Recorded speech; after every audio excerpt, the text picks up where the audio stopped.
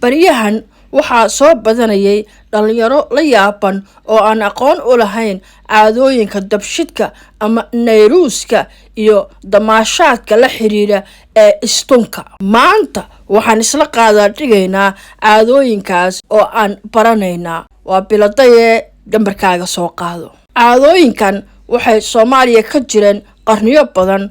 waxaan anigu soo gaaray dabshidka oo dab inta la shido laga boodo iyadoo la leeyahay sanaday kow halkii mar oo la boodaba ilaa iyo qofka da'da uu jiro uu ka gaaro. tusaale ahaan hadduu 15 jir yahay wuxuu boodayay 15 jeer. sanadka cusub ee Soomaalida ayaa loo yaqaan sidoo kale nayruuska. hadda baraha bulshada waxaa ka soo muuqanayay muuqaalada istunka ku saabsan. istunka ka horse aan dul taagno dabshidka. Professor Dalxa oo ka waramaya ayaa sheegay in ay caadadu ka mid tahay kuwa ugu qadiimsan ee Soomaalidu leeyihiin. sanadkii hal mar ayaa la qabtaa oo loo dabaaldegaa. Professorka wuxuu cuskanayaa in taariikhda iyo cilmi afeedka ay sheegaan in caadadan dabshidka ama nayruuska ay ka soo jeedo Iiraan oo loo yaqaanay Persia ama Furus. qaabka ay ku timid ayaa la sheegaa in nin sheegtay nabinimo oo la dhihi jiray Suraadishti uu sheegay in adduunka ay ka jiraan dhibaatooyin badan oo xal u baahan. wuxuu sheegay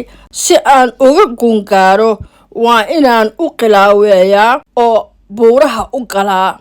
halkaasuu ku soo maqnaa hal bil. wuxuu sheegay inuu soo ogaaday in ilaahyo ay haysteen waagaas uu ka dhaxeeyo loolan kuwaasoo kala ah ilaaha sharta iyo ilaaha khayrka. wuxuu sheegay in maalinta iftiinka ay dad iyo duunyaba howlahooda qabsadaan, habeenkiina mugdiga ay ka xaroodaan. wuxuu arkay maalinta inay tahay khayr, habeenkana shar, saameynna ay adduunka ku leeyihiin loolankaas ka dhaxeeya labadaas ilaah. marka labadaas ilaah la weyneynayo waxaa la yiri sidee kan iftiinka loo weyneeyaa?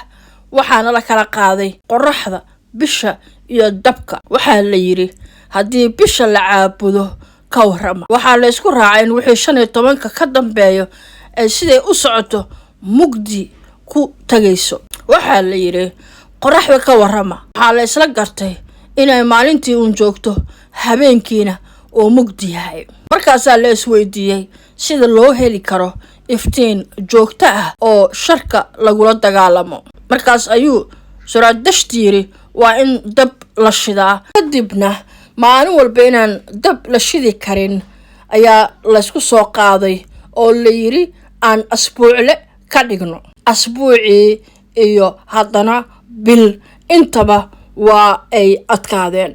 ugu dambeyntiina waxaa la isku raacay in sanadkii mar dab la shido. sidaas ayay diinta majuusiga ee caabudaada dabka ku soo bilaabatay, ayuu Professor Dalxa sheegay. munaasabadaha ayaa midba ciyaar u gaar ah lagu weyneynayay ilaahyadaas ay dadkaasi rumaysnaayeen. dabshidka oo loo yaqaan afka Bershiyaanka Nayruus oo la macno ah maalin cusub, ayuu sheegay Professor Dalxa in ay Soomaalidu tahay dad qadiim ah oo dunida ku xirnaa. heesaha lagu soo dhaweeyo dabshidka ama nayruuska waxaa ugu caansan heesta Nayruus oo ay wada qaadaan eebaha u naxariistay Maxamed Suleymaan Tubeec iyo Xaliimo Qaliif Magool.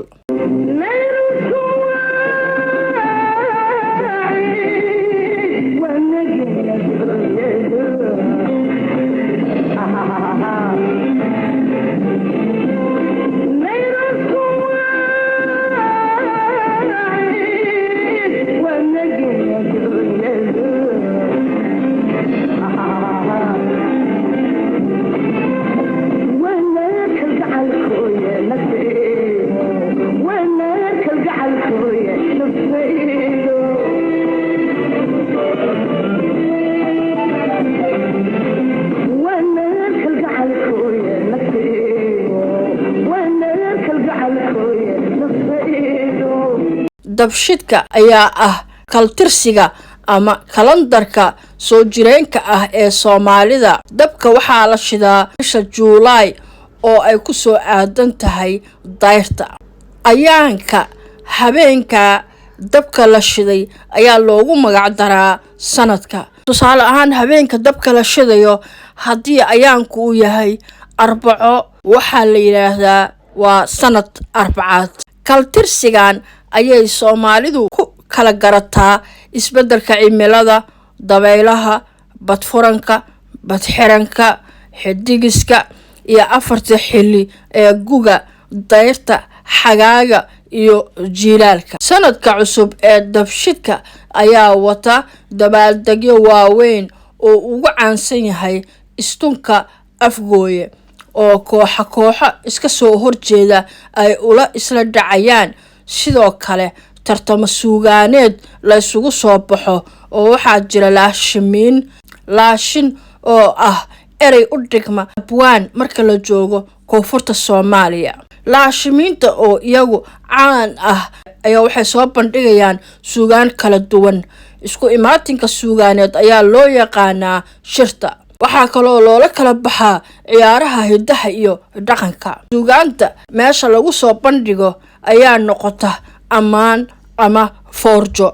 Istunka oo qarniyo soo jireen ahaa ayaa kaliya uu hakad galay bilowgii burburka dalka iyo intii ay kooxaha xag xun jirka ah awoodda ku lahaayeen qaybo ka mid ah dalka. Istunka ayaa soo saara sanad walba laashimiin waaweyn oo aad loo aqoonsado. Waayihii dalka dowladii kacaanka ay ka jirtay, laashimiinta ku soo baxa istunka ayaa heli jiray fursado waaweyn oo ay suugaantooda iyo fankooda ku horumariyaan. Abwaanada ama laashimiinta ku soo baxay waxaa ugu caansan hadda laashin Axmedeey Cabdi Gaashaan.